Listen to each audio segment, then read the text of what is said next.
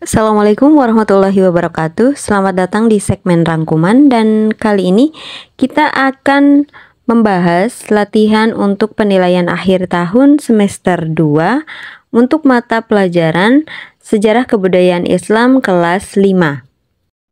Untuk soal yang pertama, Rasulullah Shallallahu alaihi wasallam membina masyarakat Madinah di bidang agama dalam bentuk A. Membentuk satuan tentara, B. Mengajar sahabat di Masjid Baitullah atau Masjid Nabawi, C. Mendirikan pasar, D. Mendirikan Baitul Mal. Untuk pertanyaan ini maka jawaban yang tepat adalah yang B. Mengajar sahabat di Masjid Baitullah atau Masjid Nabawi. Pertanyaan selanjutnya, sahabat Rasulullah Shallallahu alaihi wasallam yang menimba ilmu dan tinggal di beranda Masjid Baitullah atau Masjid Nabawi disebut A. Ahlul Masjid, B. Ahlul Ilmi, C. Ahlul Sufah, D. Ahlul Nabi. Jawaban untuk pertanyaan ini adalah Ahlul Sufah atau yang C.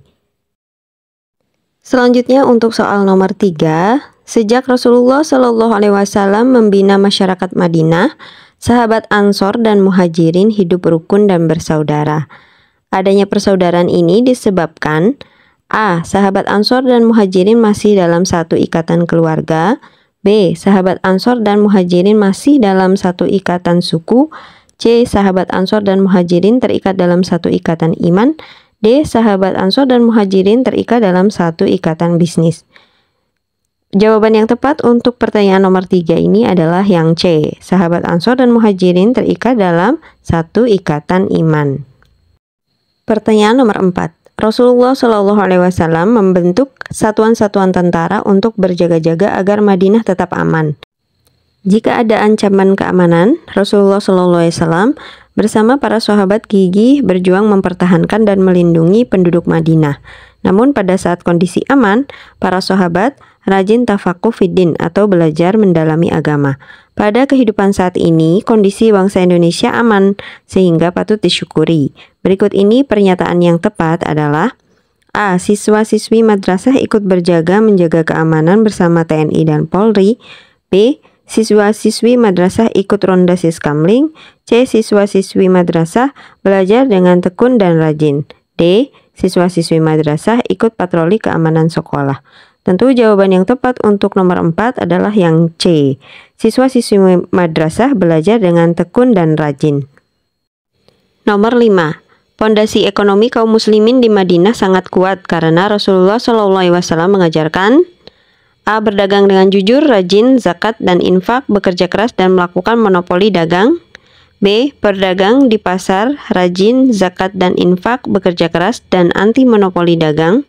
C. Berdagang dengan jujur, rajin, zakat, dan infak, bekerja keras, dan anti monopoli dagang. D. Berdagang di pasar, rajin, zakat, dan infak, bekerja keras, dan melakukan monopoli dagang. Untuk pertanyaan yang nomor 5 ini, maka yang tepat itu adalah yang C. Berdagang dengan jujur, rajin, zakat, dan infak, bekerja keras, dan anti monopoli dagang. Kemudian pertanyaan nomor 6. Piagam Madinah adalah A. Perjanjian damai antara Rasulullah SAW dengan kaum kafir Makkah yang hidup di Madinah untuk hidup rukun saling berdampingan. B. Perjanjian damai antara Rasulullah SAW dengan non-muslim di Madinah untuk hidup rukun saling berdampingan. C. Perjanjian damai antara kaum Yahudi dengan non-muslim di Madinah untuk hidup rukun saling berdampingan. D. Perjanjian damai antara kaum Yahudi dengan kafir Quraisy di Madinah untuk hidup rukun saling berdampingan. Jadi piagam Madinah ini adalah perjanjian damai antara Rasulullah SAW dengan non-muslim ya yang ada di Madinah untuk hidup rukun saling berdampingan. Jadi jawabannya adalah yang B. Kita lanjut ke soal nomor 7. Dalam piagam Madinah diatur hubungan sosial keagamaan sehingga menjadi dokumen penting kenegaraan. Di bawah ini yang sesuai dengan isi piagam Madinah adalah, langsung saja jawabannya adalah bahwa isi piagam Madinah yaitu masyarakat muslim dilindungi melaksanakan ajaran agamanya, sementara masyarakat non-muslim juga diberi kebebasan untuk melaksanakan ajaran agamanya? Jawabannya adalah yang C. Soal nomor 8. Rasulullah SAW menjalankan hidup damai dengan masyarakat non-muslim. Hal ini karena A. Non-muslim mau hidup berdampingan yang diikat dalam satu janji hidup bersama dalam satu kesatuan bangsa atau negara. B. Rasulullah SAW mengalah dengan non-muslim karena sahabat Rasulullah SAW masih lemah. C. Para sahabat Rasulullah SAW tidak mau berperang dengan non-muslim di Madinah. D. Non-muslim Madinah pada saat Rasulullah SAW berhijrah semuanya langsung memeluk agama Islam. Untuk pertanyaan nomor 8 ini yang tepat adalah yang A. Non-muslim mau hidup berdampingan yang diikat dalam satu janji hidup bersama dalam satu kesatuan bangsa atau negara, yaitu Piagam Madinah. Kita lanjut ke pertanyaan nomor 9. Perjanjian Hudaibiyah terjadi pada saat. Langsung saja ya, jawabannya adalah yang A. Perjanjian Hudaibiyah terjadi pada saat Rasulullah SAW beserta dengan 1.400 sahabatnya berjalan menuju Mekah untuk melaksanakan ibadah umroh, kemudian istirahat di desa Hudaibiyah. Soal nomor 10. Dalam perjanjian Hudaibiyah awalnya tertulis nama Muhammad sebagai utusan Allah atau Muhammad Rasulullah.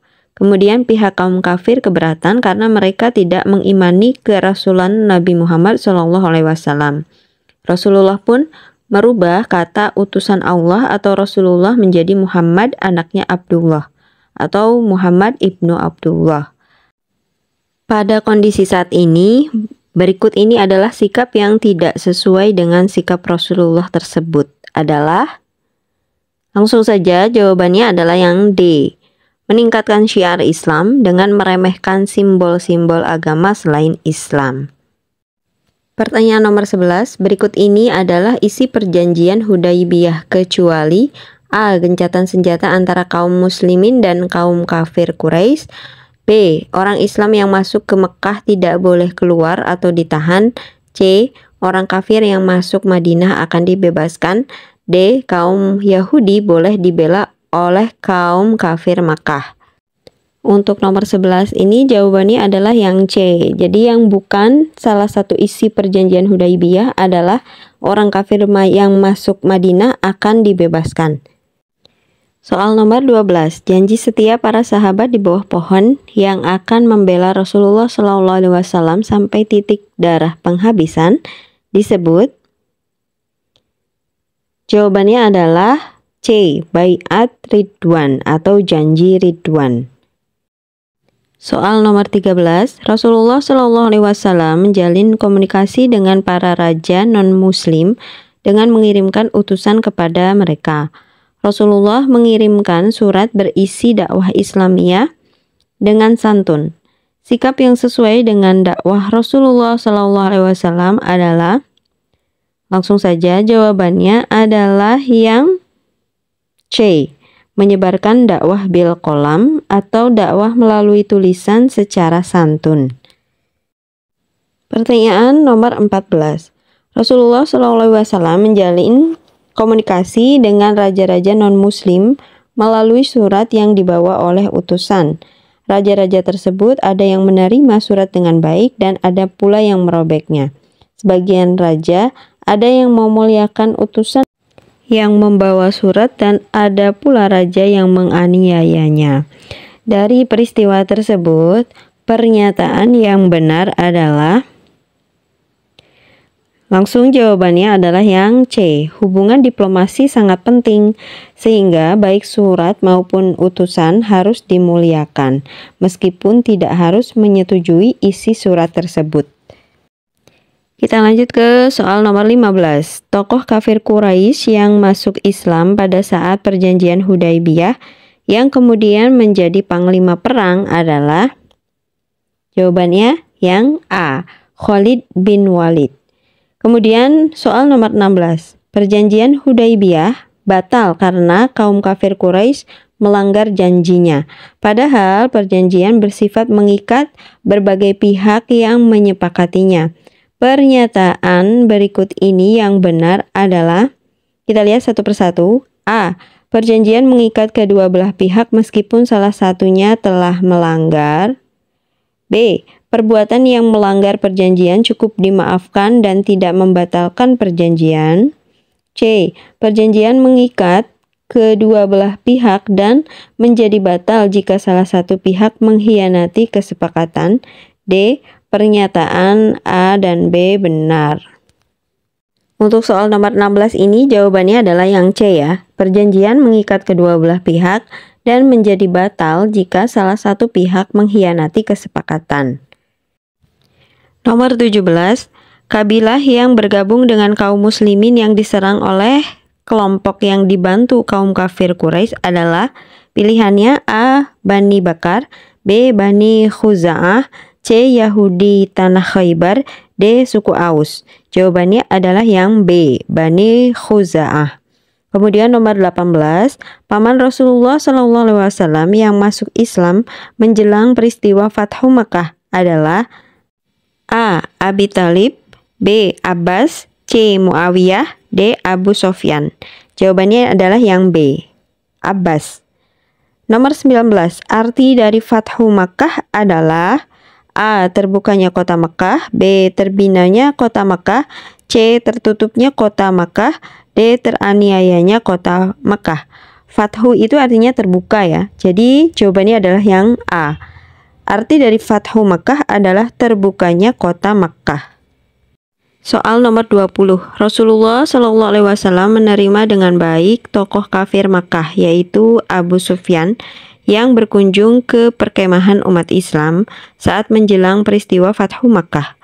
Bahkan saat Abu Sufyan kemudian menyatakan masuk Islam, Rasulullah SAW memberikan kehormatan dengan menjadikan rumah Abu Sufyan sebagai tempat yang aman bagi penduduk Makkah yang mau memasukinya. Saat Rasulullah SAW dan para sahabat memasuki kota Makkah. Pelajaran dari peristiwa ini adalah langsung saja yang tepat tentunya adalah yang C. Harus menghormati tamu baik muslim maupun non-muslim meski tamu non-muslim tersebut tidak bertujuan untuk masuk Islam. Nomor 21. Dalam peristiwa Fathu Makkah, Rasulullah SAW membagi pasukan menjadi 4 kelompok yang dipimpin oleh. Langsung saja jawabannya adalah yang B. Dipimpin oleh Zubair bin Awam, Khalid bin Walid, Sa'ad bin Ubadah, dan Abu Ubaidah bin Jarrah. 22. Di bawah ini adalah jaminan keamanan yang diberikan Rasulullah SAW saat peristiwa Fathu Makkah. Jika penduduk Makkah melakukannya, kecuali, artinya yang bukan. Jawabannya adalah yang B. Penduduk Makkah aman jika masuk ke rumah Abu Jahal. Ini yang bukan ya. Soal nomor 23. Rasulullah SAW menjaga perdamaian saat peristiwa Fathu Makkah dengan melakukan. Langsung ini jawabannya adalah yang A. Memberi maaf atau amnesti, tidak balas dendam, menghancurkan berhala di sekitar Ka'bah, dan melakukan dakwah dengan damai. Kemudian pertanyaan nomor 24. Saat peristiwa Fathu Makkah, Rasulullah SAW memerintahkan agar dikumandangkan azan di Ka'bah. Siapa sahabat yang diperintah Rasulullah SAW tersebut? Jawabannya adalah yang C, yaitu sahabat Bilal bin Rabah. Oke, kita lanjut ke 25. Saat peristiwa Fathu Makkah, Rasulullah SAW melihat banyak gambar di dinding Ka'bah. Di antaranya adalah gambar Nabi Ibrahim memegang azlam. Rasulullah SAW pun menyatakan bahwa Nabi Ibrahim adalah orang yang hanif. Arti dari kata hanif adalah, jawabannya, orang yang lurus memegang agama Allah atau pilihan yang A. Kemudian nomor 26, peristiwa Fathu Makkah ditandai dengan kedatangan Rasulullah SAW bersama sekitar 10.000 sahabat ke Makkah. Rasulullah Shallallahu Alaihi Wasallam juga melakukan strategi membagi para sahabat ke dalam 4 kelompok. Keberhasilan Rasulullah Shallallahu Alaihi Wasallam tersebut berkat pertolongan Allah Subhanahu Wa Taala.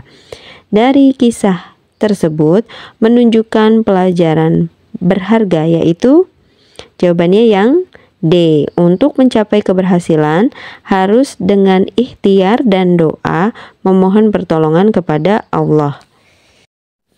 Soal 27. Sebelum Rasulullah Shallallahu Alaihi Wasallam wafat, beliau berpesan agar umat Islam berpegang teguh kepada Al-Quran dan hadis. Bagi siswa-siswi madrasah, cara berpegang teguh kepada Al-Quran dan hadis adalah, ini mudah ya, jawabannya adalah yang A. Rajin mengaji, belajar, dan tidak segan-segan bertanya kepada guru kiai tentang isi kandungan Al-Quran dan hadis. 28. Sebelum Rasulullah Shallallahu Alaihi Wasallam wafat, beliau menjalankan ibadah haji yang disebut dengan haji. Jawabannya yang B. Haji wada. Kemudian soal 29. Menjelang Rasulullah Shallallahu Alaihi Wasallam wafat, sahabat yang ditunjuk untuk menggantikan menjadi imam sholat adalah sahabat Abu Bakar As-Siddiq, atau jawabannya yang A. Dan pertanyaan terakhir nomor 30. Rasulullah Shallallahu Alaihi Wasallam sebelum wafat berpesan agar umatnya menjaga sholat 5 waktu, atau pilihan yang A. Itulah tadi latihan soal-soal untuk penilaian akhir tahun atau asesmen sumatif akhir semester 2 Sejarah dan Kebudayaan Islam atau SKI kelas 5. Semoga bermanfaat. Terima kasih. Wassalamualaikum warahmatullahi wabarakatuh.